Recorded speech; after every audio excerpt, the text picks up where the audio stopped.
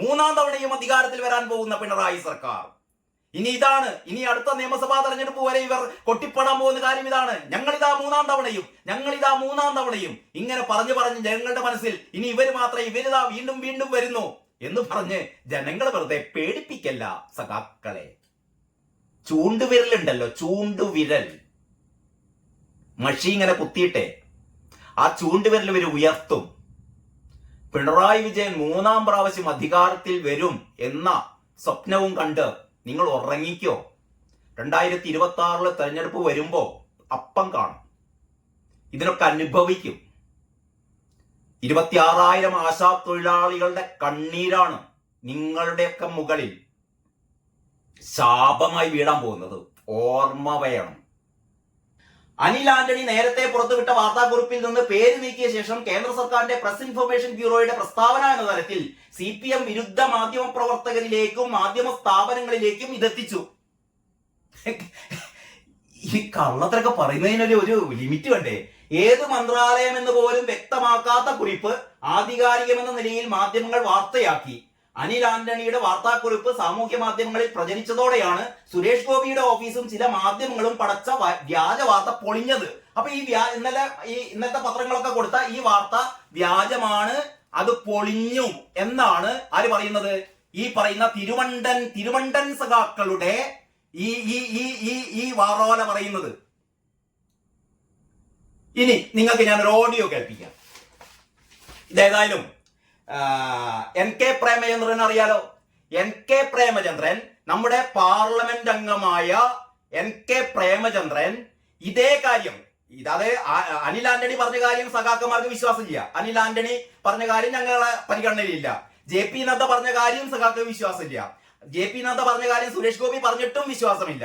ഈ പത്രക്കുറിപ്പ് കേന്ദ്ര ഗവൺമെന്റിന്റെ പത്രക്കുറിപ്പ് ഇറക്കിയതും ഇവർക്ക് വിശ്വാസമില്ല. ഇനി NK പ്രേമചന്ദ്രൻ MP പാർലമെന്റിൽ ഇത് സംബന്ധിച്ച് ചോദിച്ചപ്പോൾ പാർലമെന്റിൽ NK പ്രേമചന്ദ്രന് ആരോഗ്യ വകുപ്പ് മന്ത്രി നൽകിയ മറുപടിയുണ്ട്. ആ മറുപടി ഇത് തന്നെയാണെന്നേ. കേരളത്തിൽ ഒരു ചില്ലിക്കാശ് കൊടുക്കാനില്ല എന്ന് തന്നെയാണ് പറഞ്ഞത്. ഇതും വീണ ജോർജിന് വിശ്വാസമില്ലേ? പാർലമെന്റിൽ NK പ്രേമചന്ദ്രൻ MPക്ക് രേഖാമൂലം കേന്ദ്രമന്ത്രി നൽകിയ മറുപടിയും വീണത് വിശ്വാസമില്ലേ? അപ്പൊ പിന്നെ വീണപ്പിനെ ആരെയാ വിശ്വസിക്കാൻ പോകുന്നത്? നിങ്ങൾ ഇതൊന്ന് കേൾക്കണം. ഈ NK പ്രേമചന്ദ്രന്റെ ഈ പ്രസംഗം, ആ പ്രസംഗം ഒന്ന് കേൾപ്പിക്കാം.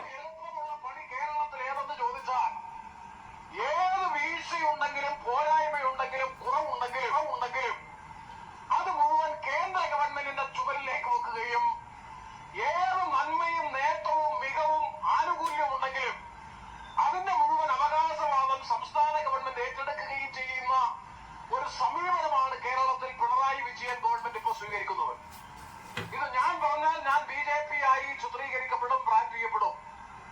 ഇപ്പോ കേരള ആശ ഹെൽത്ത് വർക്കേഴ്സ് അസോസിയേഷൻ പ്രവർത്തകരും ശ്രീ സുരേഷ് ഗോപി ഈ സമരകേന്ദ്രം സന്ദർശിച്ചതിന്റെ പേരിൽ നിങ്ങൾ പകുതി BJP ആയിട്ടുണ്ട്. ഇപ്പൊ പൊതുമണ്ഡലത്തിൽ ഞാൻ നേരത്തെ തന്നെ പൂർണ്ണ BJP ആയി പ്രഖ്യാപിക്കപ്പെട്ടയാളാണ്. അതുകൊണ്ട് എനിക്കിത് പറയുന്നതിന് ഒരു മടിയുമില്ല.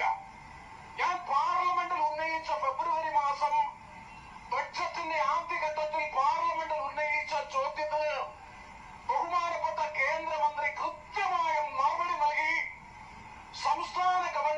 കേരള സംസ്ഥാന ഗവൺമെന്റിന് ഈ വർഷം ദേശീയ ആരോഗ്യ ദൗത്യം പരിപാടിയുമായി ബന്ധപ്പെട്ട് ലഭിക്കേണ്ടുന്ന മുഴുവൻ തുകയും ജനുവരി മാസം 25-ാം തീയതി മുമ്പായി തന്നെ ധനവർഷം മാർച്ച് 31 മുമ്പ് കൊടുത്താൽ മതി. മാർച്ച് 31 മുമ്പ് ബഡ്ജറ്റ് അലോക്കേഷൻ കൊടുത്താൽ മതി.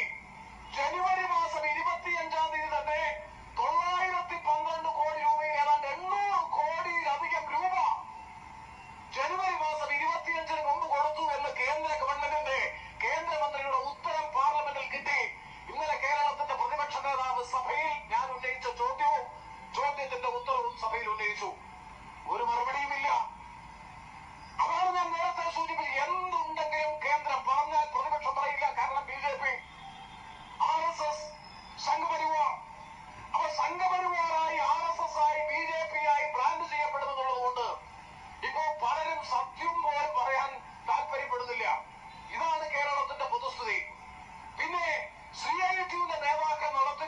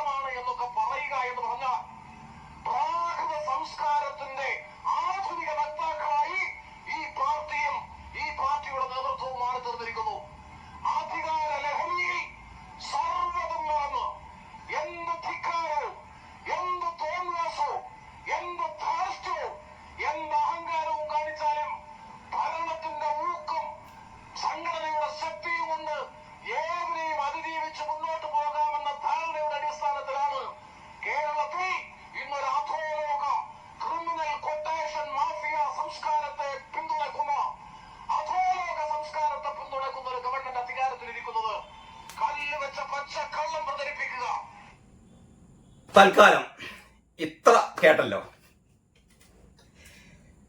NK പ്രേമേന്ദ്രൻ പറഞ്ഞതിന്റെ അപ്പുറത്തേക്കൊന്നും എനിക്ക് പറയാനില്ല. അതായത് NK പ്രേമേന്ദ്രന് പാർലമെന്റിൽ മന്ത്രി കൊടുത്ത മറുപടിയാണ് പറഞ്ഞത്. അതും വീണക്ക് വിശ്വാസമില്ല. ഇപ്പൊ ഏറ്റവും പുതുതായിട്ട് പറയുന്നത് എന്താണെന്നറിയോ? മൂന്നാം തവണയും പിണറായി തന്നെയാണ് അധികാരത്തിൽ വരുന്നതെന്നാണ് ഇപ്പം കേൾക്കുന്നത്. മൂന്നാം തവണയും അധികാരത്തിൽ വരാൻ പോകുന്ന പിണറായി സർക്കാർ.